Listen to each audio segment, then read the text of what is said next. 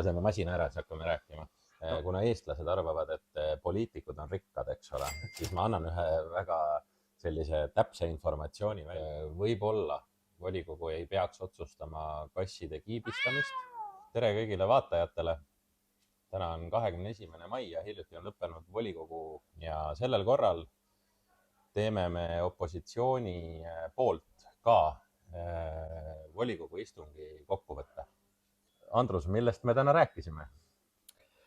No tänane volikogu istung oli erakordne, eriline ja minu jaoks isiklikult oli tegemist esmakordse ülesandega, kus me siis esitasime vallavanemale umbusaldusavalduse ja peab mainima, et oli ebamugav ja kurb, aga me mõtlesime siin Pallega, et aga miks me üldse siis seal volikogus istume, kui me valla asju südamega ei käsitle ja kui on kriitiline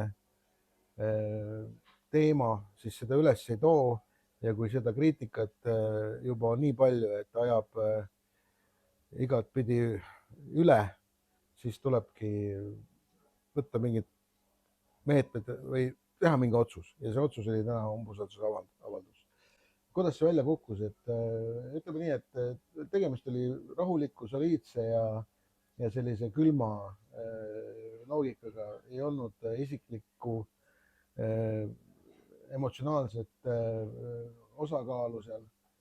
Me eile nagu mõtlesime poole ööni, et kas me teeme, kuidas me teeme ja me tegime selle nüüd, kahjuks pidime selle ära tegema. See hetk, ma võtan sõnajärje üle, et see hetk justkui nõudis seda juba praeguseks tegelikult ja mis ma kindlasti omalt poolt ütlen väga olulise kommentaarina sellele juurde, et kui märksõna umbusaldus tavaliselt üle Eesti tähendab sellist noaga selja taga hiilimist või mingisugust poliitiliste tehnoloogiate ja kokkulepete kogumit, siis antud juhul seda ei ole, absoluutselt mitte. Ja nagu ma ütlesin ka tänases volikogus, kui keegi tahab järel vaadata volikogu istungit, siis see on YouTube'is Hiiumaa vallavalitsuse kanalil olemas. Ja minu lõppsõnad olid seal, et meie jaoks on fookuses Hiiumaa, mitte Riigikogu valimised. Kahjuks enam ei olnud muud valikut. Vastasel juhul tõepoolest tekib küsimus, et mida opositsioon volikogus üldse teeb. Et kuidas kaua me vaatame pealt, et sisuliselt päevast päeva kooruvad uued mured, kohe me jõuame nendeni ja me ei tee mitte midagi. Need mured on muidugi väga tagasihoidlikult öeldud. Täna oleme me nii kaugel, et me oleme olnud sunnitud pöörduma politseisse ja tänaseks 2 teemal. See on nüüd küll revisjonikomisjoni pärusmaa, millest ma kohe räägin. Ja kontroll on kadunud, on lühike selgitus olukorrale. Ma laiendaksin natuke seda mõtet, et pigem nii, et riigimehena ja riigimeestena ja ka rahvalt mandaadi saanutena tegelikult on selliste avalduste tegemine sellel õigel hetkel kõikide volikogu liikmete ülesanne. Nii ebamugav, kui see ka ei ole. Ja kui on tegemist ikkagi suure raha, avaliku raha siis kasutamise loolsuskohustuste rikkumistega või eiramistega või ka vigadega, siis me peame sellele tähelepanu pöörama ja kui umbusaldusavaldus ei vii volikogu struktuuri muudatuseni või siis uute kokkulepete sõlmimiseni, siis vähemalt mina olen veendunud, et me saavutame valla juhtimises nõksa parema kvaliteedi. Mis sa arvad? Loodetavasti see niimoodi on jah, selles suhtes, et täna on just me eelkõige näiteks hoolsuskohustuse täitmine on meil nagu põhiline teema tegelikult seoses sadama üürimajaga. mis me ütleme ka otse välja, et sadama üürimajaga seonduv on umbusalduse avaldamise üks tuumikpõhjusi. Tuumikpõhjuste hulgas muidugi lisaks sadama üürimajale ja passiivsusele seoses sellega, mis on sillutanud teed tegelikult võimalikele rikkumistele, olid ikkagi teemaks ka Kõpu tuletorni eelmise aasta operaatoriga siis lepingulised suhted ja võimalik piletitulu kadu, mida küll tänaseks uurib politsei ja meil ei ole veel uurimine lõpule jõudnud. Aga selle Kõpu tuletorni juures oli väga oluline fakt, mis siis umbusaldusel ka tekstis ette kanti või Andrus kandis, oli see, et 20. novembril vallavanem allkirjastas osapoolte kokkuleppel lepingu lõpetamise ja ühtlasi nõustus ka punktiga, et pooltel ei ole enam vastastikuseid nõudeid. Ehk siis täiesti läbimõtlemata lüke olukorras, kui oli tegelikult septembrist alates vallale teada, et asjad on kahtlased. Kordan üle kõigile, kes vaatavad esmakordselt, et eelmise aasta 20. juulil käis Kõpu tuletornis 2 inimest nende andmete järgi, mis on vallale esitatud. Ja igaüks ise otsustab, et kas tundub veenev või mitte. Samal päeval Tahkunas käis 123. Mida keskmine vaataja sellises olukorras teeks, kui sellised andmed talle jõuavad? Ma eeldan, et kontrolliks neid enne, kui annaks allkirja, et pretensioone pole. Nõudeid ei ole. Usun, et see teema ikkagi paraneb, kuna ka tänases volikogus otsustas volikogu tornid võtta pikaajalisele kasutusele. Transpordiamet annab need üle ja tõenäoliselt siis vald ka suhtub nendesse piletiraha küsimustesse tõsisemalt. Meil on siin Hiiumaal tuuletornid ja tuletornid. Meil on torne. Erinevaid torne, aga muresid on olnud kõigiga viimasel ajal. Ja nüüd siis